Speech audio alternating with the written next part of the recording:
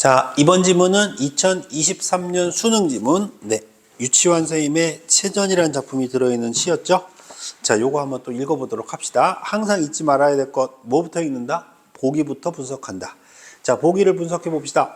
생명현상을 제재로 삼는 시는 대체로 생명체의 풍요로움을 감각적으로 형성하거나 생명체의 풍요로움 뭐 칠까? 동그라미 쳐놓자. 그럼 생명체가 풍요롭다. 자, 이런 것들을 긍정으로 봤다는 얘기예요.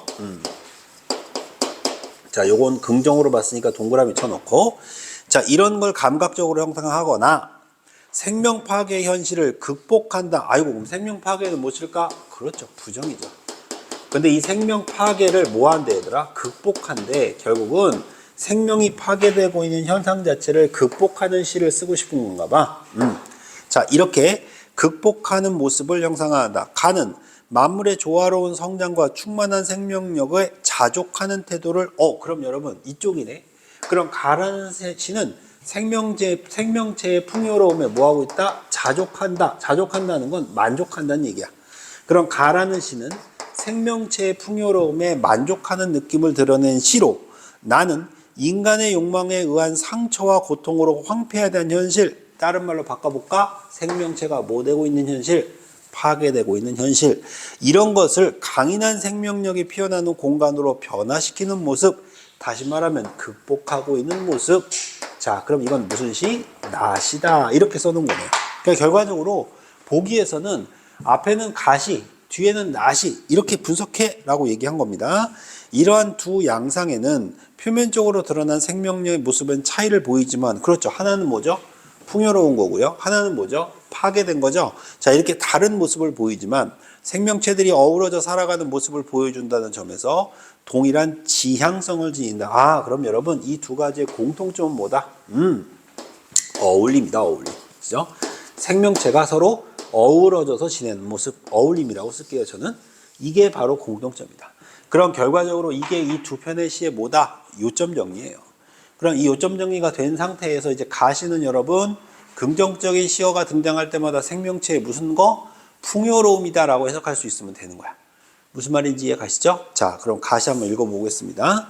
한여름 채전에 가보아라. 채전에 동그라미 칩니다. 왜 그럴까? 채소밭이니까. 수염을 들이운 몇 그루 옥수수 동그라미, 가지 동그라미, 고추 동그라미, 오이 동그라미, 토란 동그라미. 맞습니까? 자, 그리고 울타리엔 덤불로 이루어진 넌출 사이로 반질반질 윤기 도는 크고 작은 박 동그라미, 호박 동그라미. 그럼 여러분, 이런 자연물들이 여러분 어떤 상태야? 풍요로운 거죠. 결국은 채소밭에 가니까 너무너무 풍요롭더라. 됐나요? 계속. 이 지극히 범속한 것들은 제각기 타고난 바탕과 생김새로 아낌없이 받아 아쉬움 없는 황금의 햇빛 속에서 자라고 연글어서 숨소리도 들릴사라 적적히 연영없나니 과분하지 말라, 의혹하지 말라, 주어진 대로 정성껏 충만시킴으로써 스스로 족할 줄 알라. 족할 줄 알라의 밑줄 쫙 치고요. 여러분들 보기에 있는 말로 바꿉니다. 그렇죠. 자족하라고요. 만족하라고요.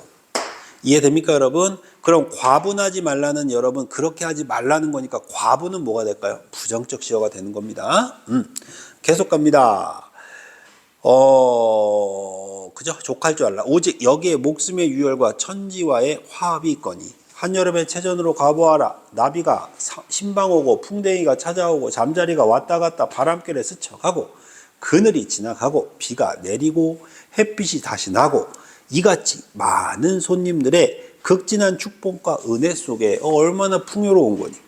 이 지극히 범속한 것들의 지극히 충족한 빛나는 생명 얼마나 풍족한 거니. 그런 양상을 한여름 채전에 와서 보아라. 그러면 한여름에 채소밭에 가면 이렇게 풍요로운 모습들을 볼 수 있다. 그런데 그 풍요로운 모습에 뭐 하면서 살아라? 만족하면서 살아라. 됐습니까? 자, 이게 가시에 해당하는 내용. 자, 그럼 가시에 해당하는 거 일단 13번부터 지워봅시다. 한여름은 끊어볼까요? 생명체의 풍요로움을 감각적으로 드러내고 있는 거. 네. 2번 끊어보겠습니다. 울타리는 끊어볼까요? 만물이 함께 살아가는 공간의 경계. 괜찮습니까? 그럼요. 3번 넌출은 끊어볼까요? 어우러진 생명체들이 현실의 삶에 자족하게 된다. 그렇죠. 만족하고 사는 거 맞습니다. 4번 끊어볼까요? 그늘은 끊어. 만물이 성장을 이루어가는 배경 괜찮습니다. 5번 비는 끊어볼까요? 생명체의 충만함과 조화로움 좋습니다. 그러니까 가에는 답이 없는 거예요. 그죠? 자, 그럼 이 상태에서 이제 또 여러분 지울 수 있는 걸 찾아보면 11번이 되겠죠. 11번 갑니다. 기억을 반복하여 변주하여. 그럼 기억을 반복하고 변주했다는 건 반복도 있고 뭐도 있어? 변주도 있다 이 얘기 아닙니까 여러분? 자, 그러면 기억이 뭡니까? 가 보아라죠. 그럼 가 보아라라는 말이 또 있습니까 없습니까? 그렇죠. 가 보아라 있죠. 매 두 번째 연에 보면 첫 번째 줄에 뭐라고 돼 있어요? 가 보아라 이렇게 돼 있죠. 마지막 줄에 뭐라고 돼 있습니까? 딴짓하지 말고 마지막 줄에 뭐라고 돼 있습니까? 와서 보아라 이렇게 되어 있죠. 자, 그러니까 이거 분명히 반복하고 뭐 맞아? 변주 맞잖아. 맞니? 자, 그러니까 체제에서 겪을 수 있는 경험의 소중함을 느끼려는 화자의 의도 좋습니다. 표현기법 물었던 거예요. 니은 수식어를 반복하여 지극히라는 뭐를 반복했대요? 수식어를 반복했대요. 맞습니까 여러분? 네, 지극히라는 수식어가 반복되고 있는 거 확인하실 수 있죠? 이걸 반복해서 범석한 것들로부터 충족한 느낌을 받는, 그렇죠, 충만함을 느끼는 거죠. 풍요로움을 느끼는 거죠. 맞죠? 3번입니다. 부정 표현을 부정 명령어를 사용해요. 그렇죠. 과분하지 말라잖아. 말라. 부정 명령어 맞죠? 주어진 대로 족할 줄 알아야 한다. 그렇지. 만족해라. 그래서 과분하지 말라, 의혹하지 말라 해놓은 다음에 밑에 뭐 있었어? 족할 줄 알라 라고 써있잖아. 맞네요. 4번입니다. 리을에서 사물을 인격화하여 이렇게 되어 있습니다. 많은 손님들 분명히 인격화한 거 맞습니다. 그죠? 왜 인격한 거죠? 그 앞에 줄에 뭐 있었어요? 나비가 신방 오고요. 풍뎅이가 찾아오고요. 잠자리가 왔다 가고요. 바람에 스쳐가고 그늘이 지나가고 비가 내리고요. 햇빛이 나고요. 이같이 많은 손님들이라고 표현했으니까 앞에 있는 이 자연물들을 사람처럼 표현한 거 맞거든요. 자, 그런데 극진한 축복과 은혜와 대비되는 게 아니죠. 대비가 아니라 뭐죠? 극진한 축복과 은혜죠. 결과적으로 대비는 반대라는 얘기 아닙니까? 그러니까 대비라는 말 때문에 정답은 4번이 됐던 겁니다. 이해되셨나요? 마지막 5번입니다. 미음은 관념을 시각화했대요. 자, 빛나는 생명의 양상이라고 되어 있죠. 생명은 어때요? 추상이죠. 빛나는 건 어때요? 시각이죠. 추상을 뭐 시킨 거죠? 구체화시킨 거죠. 관념을 시각화하여 목숨의 유혈과 천지의 화합이 이루어진 대상에 대한 화자의 생각이 표현되고 있는 거 좋습니다. 그래서 뒤에 있는 말보다는 관념을 시각화했다는 말 자체를 이해하는 게 정말 중요한 말이었던 거야. 자, 그 상태에서 이제 또 풀 수 있는 거 뭐가 있을까요? 네, 10번이 있는데 요건 좀 이따 같이 공통점이니까 좀 이따 풀도록 하고요. 자, 그럼 가시 끝났네. 자, 그럼 이제 가시 끝. 자, 수능 별거 아니죠? 자, 그럼 나시 가야 돼요. 이제 나시. 나시는 여러분 생명이 뭐 되고 있다고요? 파괴되고 있다고요. 까먹었던 친구도 있을 수 있으니까 보기에 네 번째 줄부터 한 번만 다시 볼게요. 수능 분석은 반드시 꼼꼼히. 알겠지 얘들아? 자, 시라고 하는 건 시를 묻는 게 아니었구나. 아, 시는 선택지를 묻는 거구나. 시는 어떻게 선택지를 독해할 수 있는지를 묻는 거구나. 여러분들 반드시 명심하셔야 됩니다. 자, 나 읽어봅시다. 인간 욕망에 의한 상처와 고통으로 황폐화된 현실. 그래서 강인한 생명력이 피어나는 공간으로 변화시키는 모습. 이러한 두 양상은 이렇게 돼 있잖아요. 그죠? 표면적으로 드러난 생명의 모습에는 차이를 보이지만 이거 공통점이니까 결국은 인간의 욕망에 의해서 상처와 고독, 즉 생명이 뭐 되고 있어? 파괴되고 있는 현실. 그리고 그 속에서 그걸 뭐 하려고 한다? 극복하려고 한다. 이게 또 보기에 두 번째 줄에도 써 있었죠.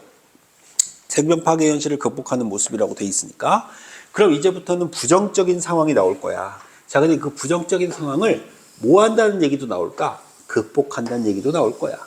자, 그럼 한번 어떻게 돼 있는지 볼게요. 제목, 음지의 꽃입니다. 여러분, 제목 자체가 부정과 긍정을 모두 갖고 있네요. 음지는 뭐가 될까요? 생명 파괴, 부정이 되겠죠. 꽃은 뭐가 될까요, 여러분? 그렇죠. 극복, 긍정이 되겠죠. 그래서 여러분, 이 음지의 꽃이 바로 시 읽어보셨으니까 알겠지만 뭡니까? 버섯입니다. 그럼 버섯은 여러분 어디에서 피어납니까? 그렇죠. 죽은 나무에서 피어나요. 그럼 나무가 죽었다는 건 뭐야? 생명이 파괴됐다는 거죠. 그럼 파괴된 나무 속에서 생명의 꽃을 피워내고 있는 버섯을 통해서 시적 화자가 드러내고 싶은, 시인이 드러내고 싶은 의지적 정서를 표현하고 있는 거죠. 이해됩니까? 네. 자, 한번 읽어보도록 하겠습니다. 우리는 썩어가는 참나무 때, 그럼 우리는 뭐라고요? 썩어가는 참나무 때라고요. 생명이 뭐 된 거죠? 파괴된 거죠. 벌목의 슬픔으로, 나무가 잘리는 슬픔으로 서 있는 이 땅에, 폐역의 골짜기, 부정적인 이 땅에 서로 기댄 채 겨울을 나고 있습니다. 부정적인 상황 맞습니까? 함께 썩어갈수록 부정적인 상황, 바람은 더 높은 곳으로 우리를 흔들고 이윽고 드디어 등장합니다. 잠자던 홀씨들이 일어납니다. 홀씨들 동그라미 팍 쳐놓습니다. 자, 그럼 이렇게 생명이 파괴되는 현상 속에서 꽃이 피어나는 거죠. 이해됩니까? 극복하기 시작하는 겁니다. 우리 몸에 뚫렸던 상처마다, 즉 그 나무의 몸 속에서 피어난 홀씨를 말하는 거야. 버섯이 피어난다. 황홀한 음지의 꽃이여, 우리는 서서히 썩어가지만, 생명은 파괴되었지만 너는 누구죠? 버섯이죠. 소나기처럼 후두둑 피어나, 그렇죠. 생명력을 가지고 태어나는 거죠. 즉 극복하는 거죠. 그 고통의 순간에 고통을 순간에 멈추게 하는구나. 오 버섯이여, 산비탈에 구르는 낙엽으로도 골짜기에 떠도는 바람으로도 덮을 길 없는 우리의 몸을 뿌리 없는 너의 도끼로 채우는구나. 그럼 여러분, 이 도끼는 긍정이야 부정이야? 긍정이 되는 겁니다. 여기서의 도끼는 부정적 시어가 아니라 생명으로 채우는구나. 맞습니까? 그래서 결국은 이렇게 죽어가는 나무에서 피어나는 버섯의 모습을 통해 생명 파괴가 극복되어 가고 있는 모습을 형상화한 시다. 이렇게 해석하시면 되는 거예요. 이해되셨나요? 자, 그럼 이 상태로 여러분 13번 문제로 돌아가 보도록 하겠습니다. 자, 1번입니다. 겨울은 끊어보죠. 생명 파괴 현실을 이겨내려는 시간적 배경으로 설정되어 있는 거 맞습니까? 그렇죠. 생명 파괴 현실을 이겨내는 시간적 배경이죠. 왜? 겨울을 났죠. 겨울을 났더니 그 다음 홀씨가 뭐가 되어서 버섯이 돼서 피어나잖아요. 2번 골짜기는 끊어보죠. 인간의 욕망이 투영된 장소로 제시되어 있고, 그렇죠. 그 골짜기가 뭐였던 골짜기였죠? 폐역의 골짜기였고 벌목의 슬픔으로 서 있는 골짜기였죠. 맞습니다. 3번 홀씨는 끊어보죠. 공존하던 생명체들이 흩어지는 계기가 되나요? 아니요 여러분. 공존하던 생명체들이 흩어지면 부정이라는 얘기잖아. 근데 홀씨는 뭐죠? 긍정적 시어잖아요. 서로 맞지가 않는다. 정답은 3번이다. 그러니까 여러분 지금 어머님들이 이 수업을 들어도요, 이 수업을 이해를 해요. 왜냐하면 이건 시를 분석하는 게 아니거든. 긍정과 부정을 나눌 수만 있으면 충분히 풀 수 있는 문제입니다. 이해되십니까? 네. 어떤 어머니 한 분이 웃고 계셔가지고 제가 일부러 그랬어요. 자, 그 다음에 4번에 보니까 뭐예요? 음지는 현실의 고통을 극복하는 장소. 맞습니까, 여러분? 그럼요, 여러분. 그죠? 음지 속에서 버섯이 피어나고 있잖아요. 소나기는 황폐한 현실의 생명력을 환기하는 거. 맞습니다, 여러분. 그쵸? 너무 당근이죠. 자, 12번으로 가면 되겠습니까? 네. 1번입니다. A에서 참나무가 벌목으로 썩어가는 모습을, 그렇죠. A에서는 분명히 참나무가 벌목돼서 썩어가는 모습 드러나고 있죠. B에서는 바람에 흔들리는 나무의 모습. 여러분 함께 썩어갈수록 바람은 더 높은 곳으로 우리를 흔든다. 바람에 흔들리는 나무의 모습. 근데 뭐가 틀린 것 같아? 순환적 관계가 틀린 거죠. 여러분 썩어가면 바람에 흔들리나요? 순환이라고 하는 건 돌고 돈다는 얘기잖아요. 그러니까 순환과는 관계가 없다. 그러니까 여러분 잘 생각해 보세요. 이 문제를 출제한 사람은 여러분들한테 시 독해력을 물었던 게 아니라 선택지 독해력을 물었던 거예요. 순환, 2번에 순차, 3번에 대립, 4번에 인과, 5번에 동질. 얘들아, 이 정도의 단어는 알고 있어야 돼. 이 정도의 의미는 알고 있지 라고 생각하면서 문제를 냈다고 생각하셔도 되는 거예요. 근데 이거는 순환과는 관계가 없죠. 벌목으로 썩어가는 모습과 바람에 흔들리는 나무의 모습은 굳이 말하자면 나열되어 있다고 보는 게 낫거나 동질적이다 이렇게 얘기하거나. 맞습니까? 2번 참나무의 상태에 변화를 가져온 움직임은, 그렇죠. B에서 분명히 바람에 우리는 뭐하고 있죠? 흔들리고 있습니다. 자, 그런데 C에서 버섯이 피어나는 상황과 순차적인 관계를 형성한대요. 이윽고 잠자던 홀씨가 뭐한대요? 일어난대잖아요. 그러니까 우리를 흔들었죠. 나무를 덩덩 흔들었어요, 바람이. 그러니까 홀씨들이 뭐했죠? 일어났잖아요.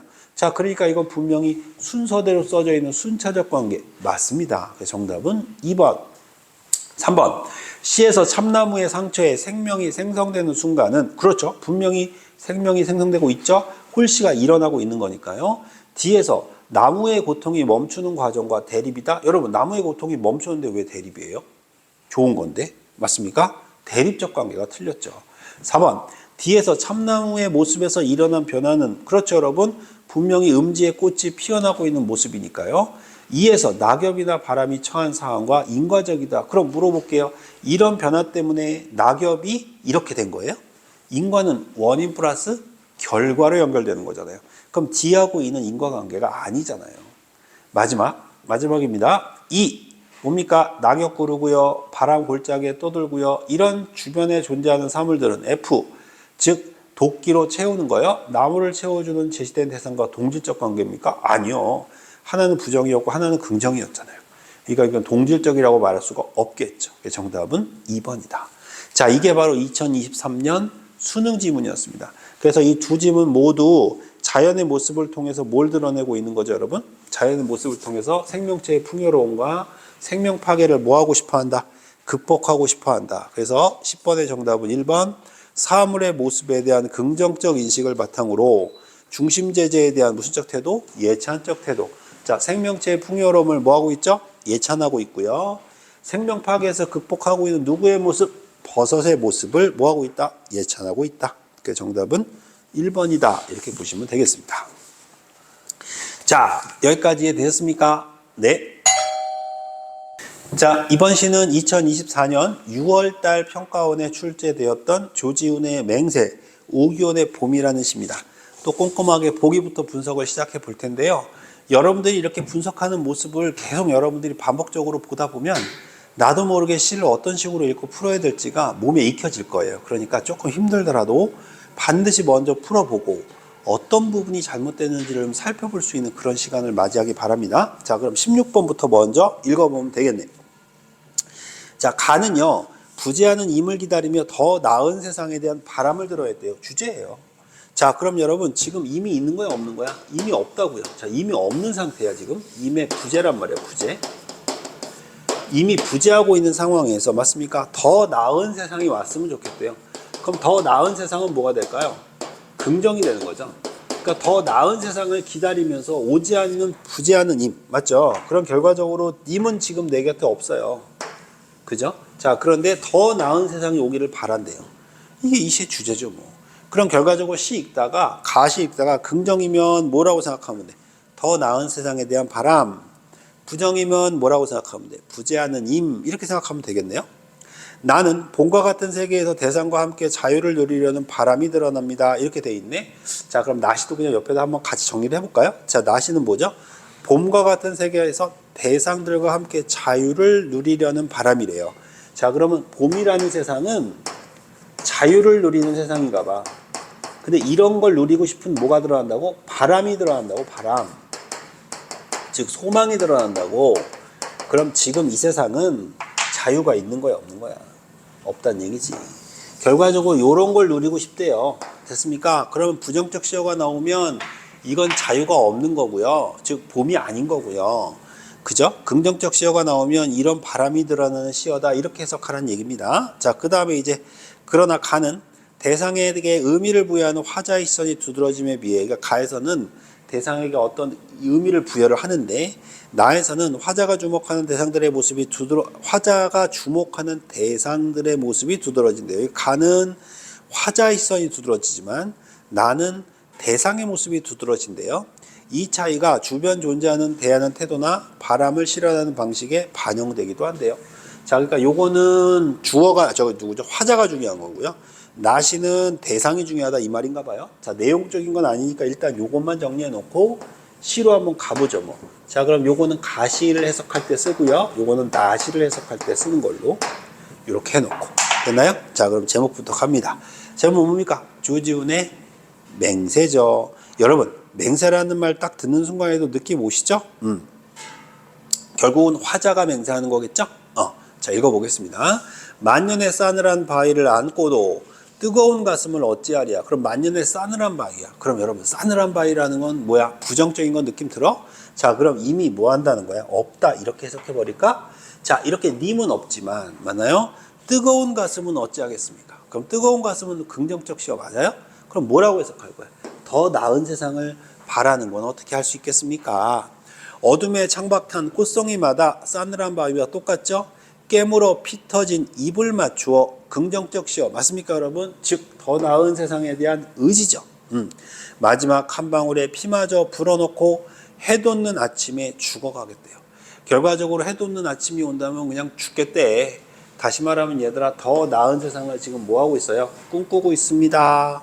사랑하는 것, 사랑하는 모든 것을 다 잃고라도 흰 뼈가 되는 먼 훗날까지 그 뼈가 다시 부활하여 다시 죽는 날까지. 그러니까 영원이란 표현인가? 영원히. 영원히 거룩한 1월의 눈부신 모습, 임의 손길 앞에 나는 뭔데요? 운대요. 자, 그럼 결국 물어봅시다. 임은 지금 내 곁에 있어요? 없어요? 없어요. 임이 없으니까 슬퍼요. 하지만 그런 슬픈 세상 속에서도 나는 더 나은 세상에 대한 간절한 염원이 있어요. 극복하고 싶은 의지가 있어요. 이 얘기를 하는 거야. 마음 가난하거니 임을 위해서 내 무슨 자랑과 선물을 지녔겠습니까? 의로운 사람들이 피 흘린 곳에, 즉 더 나은 세상을 만들고 싶은 사람들이 피 흘린 그곳에 솟아오른 대나무로 만든 피리가 있거든요. 이 피리의 아픈 가락이 구천의 사무침을 임은 듣습니까? 그럼 결국 물어봅시다. 이 아픈 가락은 여러분 누구의 가락입니까? 피리의 아픈 가락이죠. 그럼 그 피리는 여러분 뭘로 만들었습니까? 대나무로 만들었죠. 그럼 그 대나무는 누구의 피로, 누가 흘린 곳에 태어난 겁니까? 의로운 사람들이 피 흘린 곳에 태어난 거죠. 그래서 오른쪽에 15번의 정답은 2번이 됐던 거예요. 이렇게 시어는 여러분이 알고 있는 단어의 뜻으로 묻는 것이 아니라 문맥 속의 의미로 묻는 거예요. 이 문제는 여러분들 연습해 볼 만할 것 같아서 일부러 제가 지금 치 읽는 중간에 잠깐 풀어드렸습니다. 미워하는 것, 미워하는 모든 것 다 있고라도 붉은 마음이 숯이 되는 날까지, 그 숯이 되살아 다시 죄될 때까지가 영원이란 얘기야. 못 잊을 모습을 어이아리야 거룩한 이름 부르면 나는 뭐한데? 운대요. 자, 그럼 지금 거룩한 이름은 바로 의로운 사람이 될 수도 있고요. 임이 될 수도 있겠죠. 결국 임은 지금 내 곁에 뭐하지만 없지만 더 나은 세상을 꿈꾸는 염원만큼은 죽지 않았다. 더 나은 세상의 바람은 소멸되지 않았다. 이런 얘기를 하고 있는 시 같아요. 정리됐나요? 자, 그럼 1번부터 16번의 1번부터 지워갑시다. 가해화자가 바라는 세상은 해돋는 아침과 같이 어둠을 벗어나 밝음이 회복되는 세상일 거야. 어이, 그럼요. 3번 갑니다. 가해화자는 꽃송이를 창백한 대상으로 바라보고 있고요. 여러분, 꽃송이를 창백한 대상으로 바라보는지 한번 볼까요? 왼쪽 시의 두 번째 연에 있습니다. 어둠에 창백한 꽃송이마다 그대로 써있잖아요. 요대로 풀란 얘기예요. 되나요? 4번 갑니다. 가해화자는 피마저 불어넣은 희생적 태도를 보인대요. 피마저 불어넣은 이란 단어를 한번 찾아볼까요? 피마저 불어넣은 어디에 있습니까? 제 눈에 잘 안 보여서 여러분이 좀 찾아줘 보세요. 3년에 있네요. 마지막 한 방울 피마저 불어넣고 해돋는 아침에 죽어가겠대요. 그럼 결국은 더 나은 세상을 위해서라면 피마저 불어넣겠다는 얘기잖아요. 마지막 한 방울까지. 맞나요? 희생적 태도 좋네요. 5번 가해화자는 붉은 마음을 바쳐 부재하는 임을 기다리고, 여러분 지금 부재하는 임을 기다리는 거예요? 아니요, 여러분. 붉은 마음을 바친 건 부재하는 임을 기다리겠다는 게 아니고요. 자, 선생님 봅시다. 더 나은 세상에 대한 바람이라고요. 결과적으로 붉은 마음과 부재하는 임을 기다린다라는 말은 서로 인과적으로 말이 맞지가 않습니다. 맞나요? 정답은 그래서 몇 번? 5번. 이건 나시까지 안 가도 됐던 시네. 맞나요? 자, 이래서 15번하고 16번 문제가 풀렸습니다. 자, 그럼 이 상태에서 여러분 왼쪽에 낫이 그래도 점검해야 되니까, 맞죠? 일단 보기 한번 다시 보고, 그죠? 그리고 나서 낫이를 한번 읽어볼게요. 자, 낫이는 뭐였습니까? 봄의 자유죠. 자, 거기 낫이 16번에 여러분 낫이 한번 다시 한번 봐보세요. 봄과 같은 세계에서 대상들과 함께 자유를 누리려는 바람을 드러냅니다. 맞죠? 그럼 봄과 같은 세상에서 자유를 누리고 싶은 바람이 드러나는 시다. 맞습니까? 자, 그럼 이대로 읽으면 되겠네요. 제목은 봄입니다. 봄을 다른 말로 바꿔봅시다. 자유입니다. 저기 저 담벼, 저기 저 라일락, 저기 저 별, 저기 저 위에 개똥 하나. 그래, 모두 이리 와. 내 언어 속에 뭐라? 서라. 맞나요? 자, 그런데 여러분 우리가 하나 놓친 게 있어요. 지금 16번의 보기만 나가 아니고요. 그 뒷장 한번 넘겨볼까요? 우리가 지금 하나 중요한 걸 놓쳤었는데 뭐냐면 17번의 보기가 바로 나시에 대한 보기예요. 그래서 요거 해석하기 전에 여기에다가 플러스 시켜가지고 그죠? 17번 문제까지 보기를 플러스 시키면 좋겠다. 이래야 시가 정확하게 해석될 것 같아. 자, 그래서 그 보기를 한번 읽어볼게요, 여러분. 읽어봅시다. 언어의 한계와 가능성에 대한 시인의 탐구를 보여준대요. 그럼 언어의 한계와 가능성입니다. 언어는 뭐가 있다? 한계도 있고요. 또 뭐도 있다고요? 가능성도 있대요. 자, 칠판 잘 따라오세요. 언어는 한계와 뭐가 있다? 가능성이 있대요. 자, 그러더니 언어를 사용함으로써 대상을 파악할 수 있지만, 그렇죠. 그럼 이건 뭐죠? 언어가 있어야지만 대상을 파악할 수 있는데 그 결과는 다시 언어에 뭐 된다? 구속된다. 자, 이런 말이에요, 여러분. 예를 들어 선생님 봅시다. 여러분 여기 보세요. 칠판 보세요. 그럼 여러분들은 지금 칠판이라는 단어 때문에 여러분 여기를 보겠죠. 자, 그런데 이 대상은 이제 무엇으로만 한정됩니까? 칠판이라는 말로만 한정되죠. 이해됩니까? 이 말입니다. 그래서 언어에 구속되는 필연적 관계. 그래서 시인은 기존의 언어 사용 방식을 뭐 하려고 한다? 벗어나고 싶어 해요. 즉 언어는 여러분 분명히 어떤 대상을 모아는 거이기도 하지만 여러분 파악할 수 있게 하는 가능성을 가지고 있는 거지만 그렇지만 그것을 구속하는 또 뭐도 가지고 있다? 한계도 가지고 있다. 그래서 이 한계를 뭐 하고 싶어 한다? 벗어나고 싶어 한다. 이를 통해 언어와 대상이 기존의 관습에서 벗어나 자유를 향해 나가고자 한다. 아, 이 자유가 이거군요. 그럼 물어봅시다. 여기서 자유는 언어의 한계에 대한 자유네요. 맞죠? 그러니까 여러분 우리가 알고 있는 그 프리덤이 아니었던 거야. 결과적으로 여기서의 자유는 자유인데 언어의 한계성을 벗어난 자유를 보여주고 싶어하는 시다. 이해됩니까? 그러니까 언어의 한계성을 보여주고 싶어하는 시니까 언어의 한계를 드러내고 난 다음에 그 언어의 한계에서 벗어나면 언어의 자유가 주어진다라는 건가 봐요. 다른 말로 언어의 가능성이 주어진다라는 말인가 봐요. 굉장히 멋진 시가 될 것 같은데, 자, 그럼 한번 읽어보겠습니다, 여러분. 다시 볼게요. 저기 저 담벼, 저기 저 라일락, 저기 저 별. 그럼 여러분 우리 담벼이란 말 썼죠? 라일락이란 말 썼죠? 별이라는 말 썼죠? 개똥이라는 말 썼죠? 그럼 여러분들 이거 뭐죠? 언어죠. 맞습니까? 그래, 모두 이리 와. 내 언어 속에 서라. 이렇게 돼 있습니다. 자, 그럼 내 언어 속으로 뭐 하래요? 들어오래요. 담벼은 내 언어의 담벼이 되고, 라일락은 내 언어의 꽃이 되고, 별은 반짝이고, 개똥은 내 언어의 뜰에서 구르래요. 그럼 여러분, 내 언어의 뜰로 오란 얘기는 너희들은 뭐가 있어? 한계가 있는 언어야. 그러니까 내 언어의 뜰로 와. 어떤 때로 와? 자유로운 내 언어로 들어와. 그래서 내가 내 언어에게 뭘 주었으니? 자유를 주었으니 너희들도 자유롭게 서고 앉고 반짝이고 굴러라. 그래, 봄이다. 그럼 여러분 물어봅시다. 봄이라는 말을 다른 말로 표현해봐. 자유다. 자, 언어라고 하는 건 분명히 어떤 대상을 지정해 주는 거 맞아. 그런데 그 언어라고 하는 것을 사용하는 순간에 사실은 한계가 있어. 어떤 대상이 지정되는 순간에 그건 그것의 의미만 갖게 돼. 그런데 내 언어의 새로운 뜰로 들어올래? 거기에는 뭐가 없어? 한계가 없어. 즉 뭐가 있어? 자유로운 곳이야. 이 자유를 이제 뭐라고 표현할게? 봄이라고 표현할게. 이해됩니까? 네. 그 다음 뭐라고 돼 있죠? 봄은 자유다. 설명 다시 해주네요. 자, 봐라. 꽃 피우고 싶은 놈 꽃 피고, 입 달고 싶은 놈 입 달고, 반짝이고 싶은 놈 반짝이고, 아지랑이고 싶은 놈 아지랑이가 되었다. 다시 말하면 쌤 보세요. 꽃이어서, 즉 꽃이라는 언어 때문에 꽃을 피운 게 아니야. 응? 이해됩니까, 여러분? 잎을 달아서 잎이 아니고 잎 달고 싶은 놈은 잎을 다는 거야. 꽃 피우고 싶은 놈은 꽃을 다는 거야. 다 뭐야? 자유야. 봄이 자유가 아니라면 꽃 피는 지옥이라고 하자. 이제 봄이라는 말 쓰지 말고 이거 뭐라고 부르자? 지옥이라고 부르자. 그래도 뭐야? 봄이야. 결과적으로 지옥이라고 부르든 봄이라고 부르든 다 뭐야? 자유야. 그러면 어떻게 부르든 다 자유가 될 수 있는 거야. 즉 언어의 구속에서 벗어날 수 있는 거야. 봄은 지옥이다. 이름이 지옥이라고 해서 드디어 나오네요. 꽃 필 꽃이 안 피고 반짝일 게 안 반짝이니? 즉 필 건 피는 거고 반짝일 건 다 반짝이는 거야. 내 말이 옳으면 자 자유다. 마음대로 뛰어라.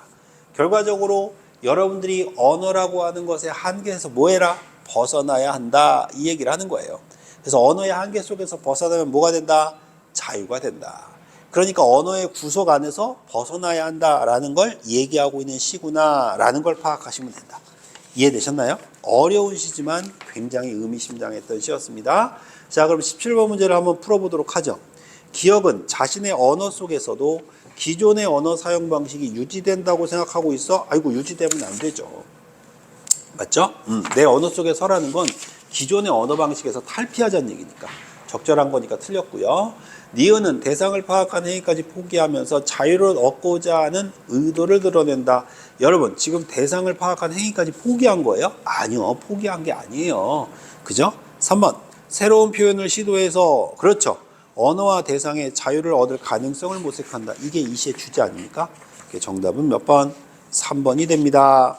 4번은 뭐가 틀렸을까요? 대상들을 구석에 벗어나게 하기 위해 외부 상황의 변화를 준 거야. 외부 상황이 아니라 언어의 변화를 준 거죠.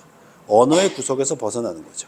언어의 새로운 가능성을 실현하여 자신의 제한된 의미에 따라, 제한한 의미에 따라서 움직이는 게 아니고요, 제한한 의미에서 벗어나려고 하는 거죠. 이해됐죠? 정답은 3번이다. 정리되셨나요? 네, 이 상태로 여러분 이제 가시와 나시를 모두 읽었으니, 자, 14번으로 가시면요. 1번입니다. 가는 1년과 6년에서 물음의 형식을 활용해서, 물음의 형식인지 찾아봅시다. 표현기법이니까. 가의 첫 번째 어찌하리야? 예, 물음의 형식 맞습니다. 또 6년도 보면 뭐라고 되어 있습니까? 지니랴 맞습니까 여러분? 서리법이 쓰여 있죠? 화자의 상황 드러내는 거 맞아요. 1번 선택지는 여러분에게 서리법이 뭔지 알고 있는지를 물었던 문제. 서리법을 모르는 친구들은 제가 여러분들한테 그 기본 기초 강의에서 수사법 개념어 정리하는 거 정리해 놓은 수업 있으니까 꼭 그 강의 들어보시기 바랍니다. 2번, 사연과 구연에서 상황을 가정하는 표현을 활용해서, 여러분 사연 보니까 뭐라고 되어 있습니까? 거기 사연에 보니까 뭐라고 되어 있을까요? 자, 사연과 구연, 상황을 가정하는 표현이라고 했잖아요. 그럼 사연에 뭐? 잃고 라도라고 되어 있죠. 그죠? 네. 그다음 구연에서는요, 4, 5, 6, 7, 8, 9 뭐죠? 잊고 라도 가정하는 표현 맞습니다. 그다음 3번, 나의 반복적 표현을 제시하여, 그렇죠? 반복적 표현, 저기 저담벽, 저기 계속 반복적 표현 맞죠? 쉼표 사용했고요. 리듬감 줍니다. 반복하면 뭘 주죠? 리듬감 주는 거예요. 4번, 가는 대비되는 시어를 활용하여 대상의 양면성입니까 여러분? 여기 대상이 무슨 양면성이 있어요? 대상의 양면성이란 말은 어떤 대상이 긍정도 있고 뭐도 있다, 부정도 있다, 이 얘기를 하는 거잖아요. 그죠? 이건 대상의 양면성과 관계가 없습니다. 맞죠? 그리고 두 번째도 틀렸어요. 대상의 효용성이에요? 아니요. 양면성과 효용성 모두 틀렸다고 보셔도 됩니다. 자, 그 다음 정답은 그래서 몇 번? 4번이 되고요. 마지막 5번 선택지는 가는 같은 식구로 5년과 10년의 마지막 년을 반복했고요. 맞죠? 나의 1년 끝 문장의 시어를 2년 첫 문장으로 연결했다. 그래, 봄이다 해놓고 뭐라고 돼 있습니까? 봄은 자유다 이렇게 돼 있죠. 맞나요? 이런 걸 무슨 법이라고도 해요? 연쇄법이라고도 합니다. 여러분들 기본적인 수사법은 반드시 알고 있어야 된다. 아시겠죠? 요거는 꼭 좀 기억해 주시기 바랍니다. 되셨습니까? 네. 자, 여기까지 2024년 6월달 평가원 해석이었습니다.